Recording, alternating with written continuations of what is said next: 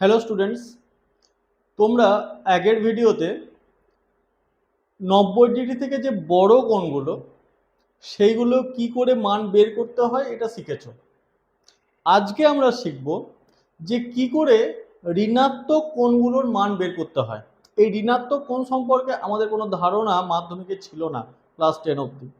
11-এ উঠে যে ঋণাত্মক কোণগুলোর মান কি করে বের করতে হয় আমরা শিখবো। শুধু এটুকু শিখেছিলাম আমরা ক্লাস 10 পর্যন্ত যে ঘড়ির কাঁটার দিকে যদি ঘোরে তাহলে ঋণাত্মক কোণ তৈরি হয়। এখন আমরা একদম ফিল্ডে নেমে পড়েছি যে ঋণাত্মক কোণ আসলে এরকম হয়, এর মান কি করে বের করতে হয়। তোমরা ধনাত্মক কোণ এগুলো মান বের করা শিখেছো, তাহলে ঋণাত্মক কি করে বের করতে হয় এটা শেখার আগে একটু জেনে নিই কিরকম। ধরো এটা এক্স অক্ষ, এটা ওয়াই অক্ষ, একটা রশ্মি ও এক্স এর সঙ্গে থিটা কোণ করেছে।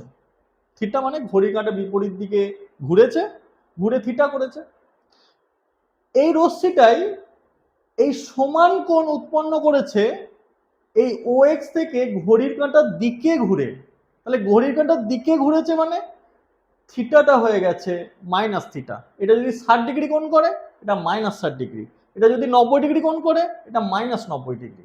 তার মানে সমান মাপের, কিন্তু এক্স অক্ষের থেকে ঘড়ির কাঁটার বিপরীত দিকে নয়, এক্স অক্ষ থেকে ঘড়ির কাঁটার দিকে ঘুরেছে। তাই চিহ্নটা থিটা থেকে কি হয়েছে, ঘড়ির কাঁটার দিকে ঘুরছে, তাহলে ঋণাত্মক কোণ তৈরি করবে, তাহলে মাইনাস থিটা কোণ করেছে। এইবার এই ও এক্স এর উপর একটা বিন্দু যে কোনো পি না হলো, পি বিন্দু থেকে এই ও এক্স ড্যাশ এক্স এর উপরে আমি কি করলাম যে ও এর উপর একটা যে কোনো বিন্দু পি নিলাম, এই পি বিন্দু থেকে ও এক্স এর উপরে আমি লম্ব টানলাম, এবং সেই লম্ব যেটা টানলাম সেটাকে বাড়িয়ে দিলাম, যেটা এই দিক বরাবর, যদি আমি এটাকে ও এ না বলে ও ড্যাশ এ ড্যাশ বলি, তাহলে ও এ ড্যাশকে কিউ বিন্দুতে ছেদ করেছে। তাহলে খেয়াল করো যে আমি লম্ব টেনেছি মানে এই কোণটা 90 ডিগ্রি। এইবার আমরা পড়েছিলাম যে একটা সরলরেখার উপর আরেকটা সরলরেখা দণ্ডায়মান হলে উৎপন্ন সন্নিহিত কোণ দুটোর যোগফল হয় 180। তাহলে এই কোণটা যদি 90 ডিগ্রি হয় তাহলে অবশ্যই এই কোণটাও 90 ডিগ্রি।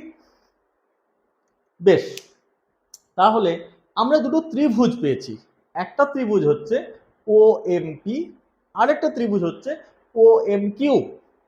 এই দুটো ত্রিভুজ, ত্রিভুজ ও এম পি ও ত্রিভুজ ও এম কিউ এর দেখো কোণ পি এম ও সমান কোণ কিউ এম ও।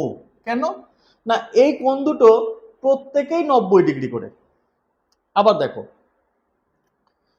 কোণ পি ও এম সমান কোণ কিউ ও এম। কেন না, আমি যখন অঙ্কন করেছি তখন এই কোণের সমান মাপ করে এই কোণটা টেনেছি, তাহলে এইটা সমান। আর 3 নম্বর ও এম হচ্ছে সাধারণ বাহু, তাহলে এটা আমি লম্ব টেনেছি প্রত্যেকে সমকোণ 90 ডিগ্রি, এইটার সমান কোণ টানা হয়েছে, তাহলে এটা প্রদত্ত। আর ও এম হচ্ছে সাধারণ বাহু, তাহলে সর্বসমতার অ্যাঙ্গেল অ্যাঙ্গেল সাইড এই শর্তানুসারে ত্রিভুজ ও এম পি সর্বসম ত্রিভুজ ও এম কিউ। এই ত্রিভুজ দুটো সর্বসম। তাহলে যেই মাত্র সর্বসম হয়ে গেল তাহলে বাকি যা কিছু পড়ে আছে সব সমান। তাহলে খেয়াল করো যে ওপি সমান হচ্ছে ও কিউ, আর কি পিএম সমান কিউএম। কিন্তু এখানে খেয়াল করো যে যদি তোমাকে বলা হতো যে পি এর স্থানাঙ্ক এক্স ওয়াই, তাহলে কিউ এর স্থানাঙ্ক হতো এক্স মাইনাস ওয়াই। মানটা ঠিক একই কিন্তু চিহ্নটা আলাদা।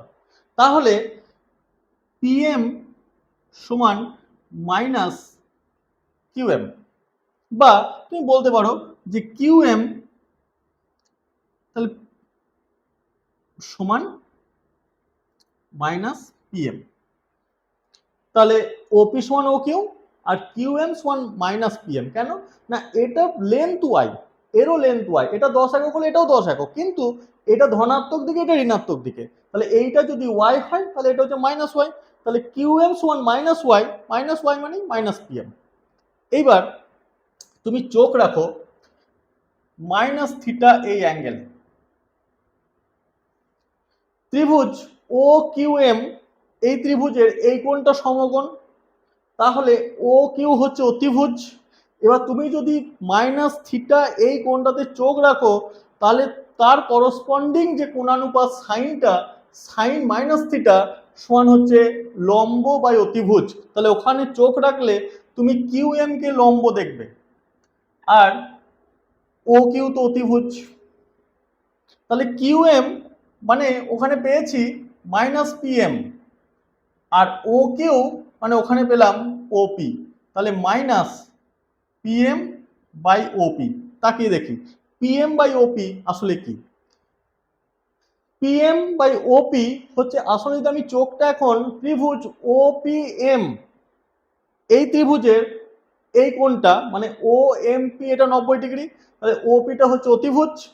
আমি যদি এখানে চোখ রাখি থিটাতে তাহলে পিএম হচ্ছে লম্ব আর ওপি হচ্ছে অতিভুজ। তাহলে লম্ব বাই অতিভুজ সমান সাইন থিটা। তাহলে মাইনাস সাইন থিটা। তাহলে কি পেলাম, সাইন অফ মাইনাস থিটা সমান মাইনাস সাইন থিটা। ঠিক একই রকম ভাবে তুমি এখানে পাবে কোসেক অফ মাইনাস থিটা সমান 1 by sine of minus theta সমান 1 বাই মাইনাস সাইন থিটা, তার মানে মাইনাস কোসেক থিটা। তাহলে কি পাচ্ছি যে কোসেক অফ মাইনাস থিটা সমান মাইনাস কোসেক থিটা। তাহলে কস অফ মাইনাস থিটা কি হয় দেখি। কস অফ মাইনাস থিটা সমান, আমি মাইনাস থিটায় চোখ রেখেছি, কস অফ মাইনাস থিটা, তাহলে এইখানে চোখ রাখলে ও এম হচ্ছে ভূমি, ও কিউ হচ্ছে অতিভুজ। তাহলে কস অফ মাইনাস থিটা মানে ও এম বাই ও কিউ, তার মানে ও এম বাই ওপি। ওখানে চোখ রাখো ও এম বাই ওপি সমানই হচ্ছে কস থিটা। তাহলে আমরা পাচ্ছি কস অফ মাইনাস থিটা সমান হচ্ছে কস থিটা। এইখান থেকে আমি পাবো সেক অফ মাইনাস থিটা সমান 1 by cos of minus theta, তার মানে 1 বাই কস থিটা, তার মানে সেক থিটা। তাহলে সেক অফ মাইনাস থিটা সমান হচ্ছে সেক থিটা। তাহলে ট্যান অফ মাইনাস থিটা সমান কি হবে আর কট অফ মাইনাস থিটা সমান কি হবে, এটা তোমরা চেষ্টা করবে। যদি না পারো আমাকে কমেন্ট করে জানাবে, আমি তোমাদের পরে এটা জানিয়ে দেব। এইবার তোমাকে যখন বলা হয় যে সাইন মাইনাস 135 ডিগ্রি মান বের করতে, তাহলে সাইন মাইনাস 135 ডিগ্রি সমান মাইনাস সাইন 135 ডিগ্রি। তাহলে তোমরা ধনাত্মক কোণের মান বের করা শিখেছো, তাহলে সাইন 135 ডিগ্রির মান তোমরা বের করতে পারবে, বের করে নেবে ওইভাবে। একই রকম ভাবে তোমাকে যদি বলা হয় কস মাইনাস 240 ডিগ্রি, এটা বলেছে, তাহলে কস মাইনাস 240 ডিগ্রি মানে কস 240 ডিগ্রি। এইবার তোমরা কস 240 ডিগ্রি মান বের করা আগে শিখেছো, ওইভাবে বের করে মানটা বের করবে। একটা জিনিস ভালো করে মনে রাখবে যে এই সাইন কোসেক তোমরা যদি বার করো দেখবে এই ট্যান আর কট এরা এই মাইনাসটাকে বের করে দেয়, কিন্তু কস সেক এরা মাইনাসটাকে গিলে ফেলে, মাইনাস আর থাকে না, কি হয়ে যায় কস থিটা, মাইনাস আর থাকে না, কি হয়ে যায় সেক থিটা।